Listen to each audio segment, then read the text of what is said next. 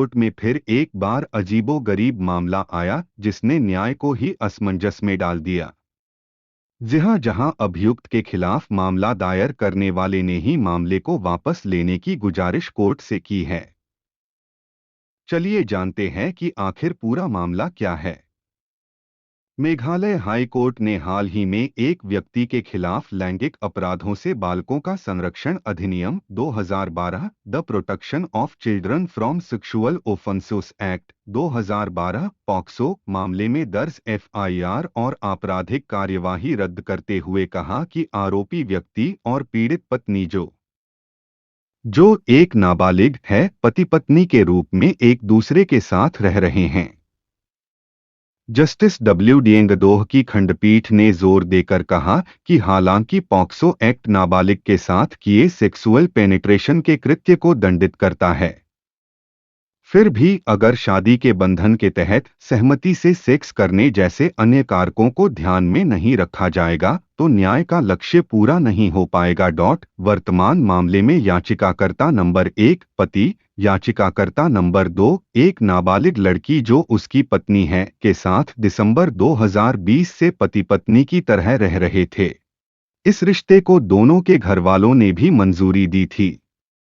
उनका वैवाहिक जीवन खुशनुमा था, मगर मामले में मोड़ तब आया जब नाबालिग पत्नी गर्भवती हो गई, जिसके बाद उसके पति ने उसे स्थानीय स्वास्थ्य केंद्र लेकर गया, जहां उसके गर्भवती होने की पुष्टि होने पर अस्पताल के अधिकारी ने पुलिस को मामले की जानकारी दी।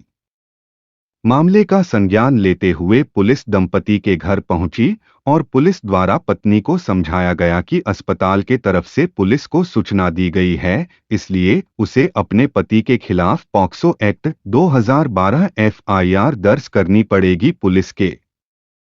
दबाव के आगे नाबालिग पत्नी ने अपनी इच्छा के खिलाफ उक्त एफआईआर दर्ज करवा दी। अब दोनों ने इस प्रकार दर्ज एफआईआर को रद्द करने की मांग करते हुए न्यायालय का दरवाजा खटखटाया था।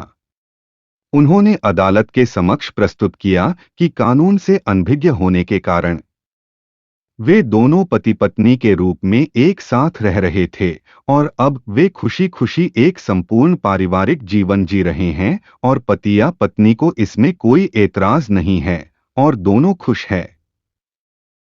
और पत्नी ने बताया कि उसका पति ही परिवार का कमाने वाला अकेला सदस्य है और यदि उसके खिलाफ मामला आगे बढ़ाया जाता है तो उनके परिवार को बड़ी कठिनाई का सामना करना पड़ेगा।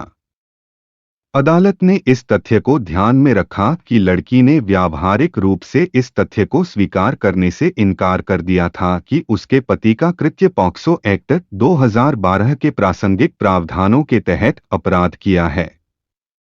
इसके अलावा इस बात पर जोर देते हुए कि पॉक्सो एक्ट के प्रावधानों के तहत कानून की कठोरता के बावजूद मामले के कुछ व्यावहारिक पहलुओं पर विचार किया जाना चाहिए, अदालत ने नतीजतन मामले को व्यावहारिक दृष्टिकोण प्रयोजनात्मक उपागम से देखते हुए न्यायालय को यह विश्वास हो गया कि न्याय का लक्ष्य तभी पूरा होगा जब तत्काल मामले को रद्द करने के लिए अदालत सीआरपीसी की धारा 482 के तहत अपनी शक्ति का प्रयोग करेगी और तदनुसार न्यायालय ने सीआरपीसी की धारा 482 के तहत दायर याचिका को रद्द करने के लिए अनुमति दे दी।